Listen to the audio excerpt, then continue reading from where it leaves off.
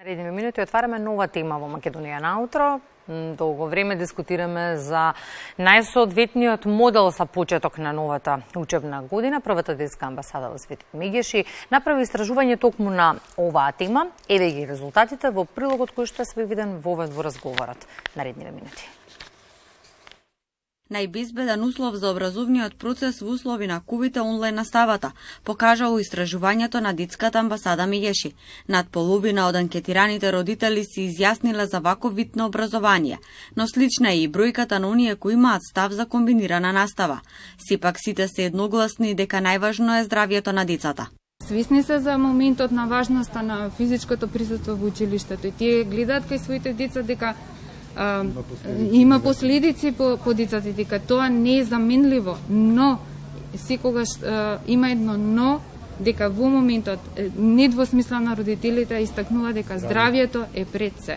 Досегашното искуство покажало дека онлайн наставата кај некои деца предизвикала позитивни промени, се вклучиле во домашните активности, се посветиле на своето хоби и читањето книги, но родители забележале дека некои деца станале депресивни, социјално изолирани или незаинтересирани. Ако се има добра волја, може да се направи навистина да биде комбиниран во зимскиот период онлайн, а во есенскиот и пролетниот настава во природа, на отворено, со можност во училишниот двор да се изведуваат некакви активности, едноставно децата да си ги видат своите другарчиња и своите наставници. Физичкото присуство на децата во училиште е незаменливо, велат педиатрите. Според доктор Кимовска Христова, најприфатлива е комбинираната настава. Не сум сигурна дека ќе може да се запази токму носењето на маски како дел од протоколот за заштита.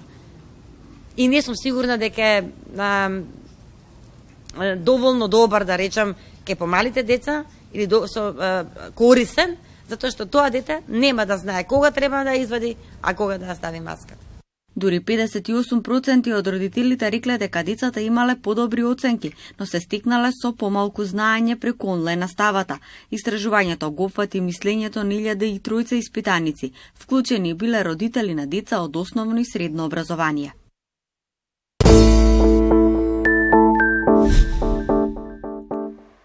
Наташа Павичевич Стојминовска од детската амбасада Мегеши Густинка во Македонија наутро. Наташа, добро утро, добре ни дојдовте во утринската програма.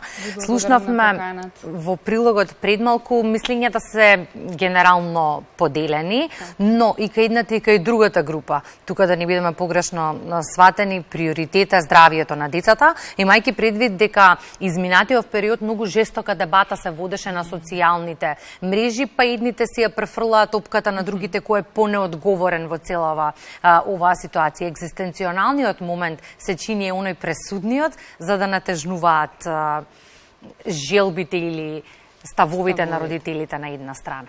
Така е, Кристина, благодарам уште еднаш за можноста да гостувам во вашата емисија. Мислам дека прилогот беше прилично исцрпен. Она што вие сега на почетокот го кажавте.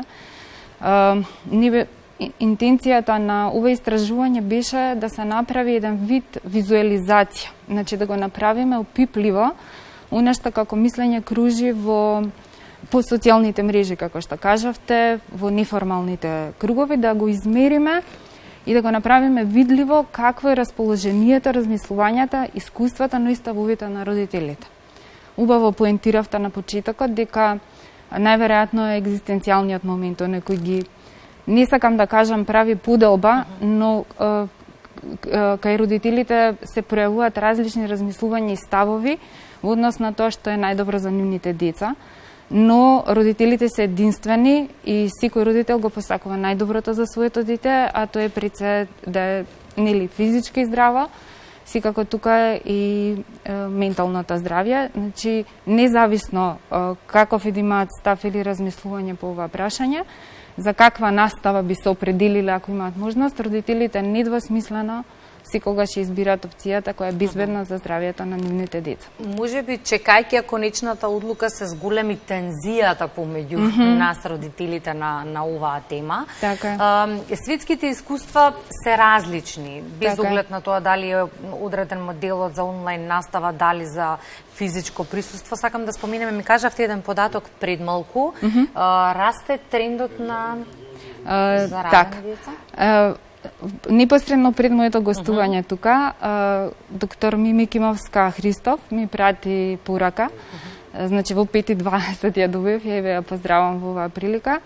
И рече, ме замоли да истакнам дека од пресконференцијата која се одржа минатиот петок, предминатиот се извинам петок, до овој период, бидејќи таа ги следи трендовите, незина професионална ориентација и интерес е дека во овој краток период значително се забележува на светско ниво пораст на трендот на заболени деца и инфицирани со COVID-19 во насока на тоа дека нели помалите деца не се изложени на оваа инфекција. Ова само го пренесувам како порака, значи од докторката да ја споделам оваа информација. Толку повеќе треба да се биде можеби внимателен при официјалниот избор на програмата по која што ќе се тера оваа година.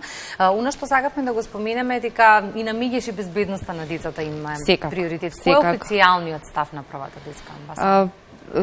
Апсолутно тоа е ставот. Меѓаш е организација која ги застапува при децата. Ова истражување во однос на мислењата и ставовите на родителите беше индиректен начин да се види на кој начин ќе се заштитат нели децата и нивните права. Недвосмислено поддржуваме дека пред се е здравјето на децата. Независно од, еве како што рековте, избор на модел, малку не е црно-бела ситуацијата.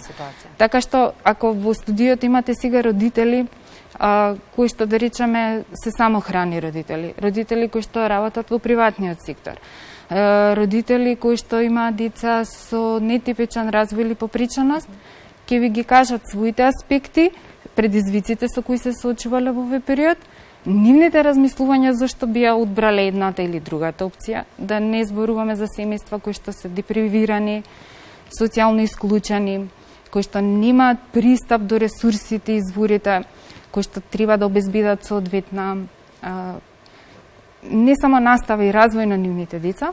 Секој ќе ви каже можеби различно од своја перспектива, но сите ќе ви кажат дека сигурно здравјето е пред се за децата. И безбедноста. Затоа можеби потешко е носењето на конечната одлука, бидејќи треба да постои решение за сите дечиња, сите деца имаат подеднакво право на образование. Така е. Значи тоа треба да биде приоритет. Пристапот до образование, секој дете е важно. Секој дете треба да биде вклучено и да не биде изоставено. Можеби не достига унисоност или компактност или обединетост по ова прашање. Можеби во неформалниот дел, како што продискутиравме, можеби не достига некој координативно тело во кој би членувале представници не само од органите на државната управа, може и па и здруженијата на граѓани. Граѓанскиот сектор е важен фактор во нашето општество. Да се видат од сите аспекти проблемот, да се разгледа од различни аспекти и да се донесе едно решение. Во моментот се соочуваме со ситуација каде еден министер ви најавува дека не чека малку потежок период во однос на здравствената состојба, да бидеме предпазливи и се најавуваат рестриктивни мерки, а од друга страна се најавуваат отварање на училиште и малку многу е природно кај родителите да се јавува и несигурност, и прашања, и дилеми околу тоа кој би бил вистинскиот избор за нивните деца. Очекуваме одлука, се надеваме денеска. Веќе некако се пролонгира извесен период, затоа споменав уште на почетокот како се пролонгира одлуката, така нетрпението кај родителите раста. Така. Какви активности ќе имате во периодот што следува? Претпоставам дека ова ќе биде темата на фокус и за периодот што следува. Апсолутно, ова беше само еден начин да малку и те дадеме придонес во смисол да помогнеме, да го ставиме тоа камче во мозаикот, нели? И да дадеме позитивен придонес кон она што сите на засега. Мотивираноста е дополнително поголема затоа што секој од нас исто така е родител, има дете кое што е или деца кои што се вклучени во образовниот систем, така што продолжуваме и понатаму. По завршувањето на пресконференцијата имаше меѓаш организираше работна група во која ги представивме нашите резултати од истражувањето пред представници од Министерството за образование и наука, Бирото за развој на образование, имаше присутни родители и исто така и наставници. И секој од свој професионален аспект, она што како заклучок можам да го изведам на крај, родителот проговори, не професионалецот. Значи, секој што беше присутен таму си го даде својот професионален став, но на крај родителот беше погласен од професионалецот, да каже дека како и да се донесе решение, сепак безбедноста и здравјето на децата е пред се. Генерално сите сме губитници, за жал, во оваа ситуација. Дополнително, да речеме, фрапираше изјавата на генералниот секретар на Обединетите нации Гутереш, кој што изминативе денови кажа дека светот ќе се соочува со генерацијска катастрофа и допрва ќе зборуваме актуелно на оваа тема. На децата апсолутно има потребна и институционализација, и изгрижување и работа со нив, но во оваа ситуација колку е тоа дозволено и колку тоа треба да се случува е знак прашалник. Никој не го има вистинскиот одговор на ова прашање.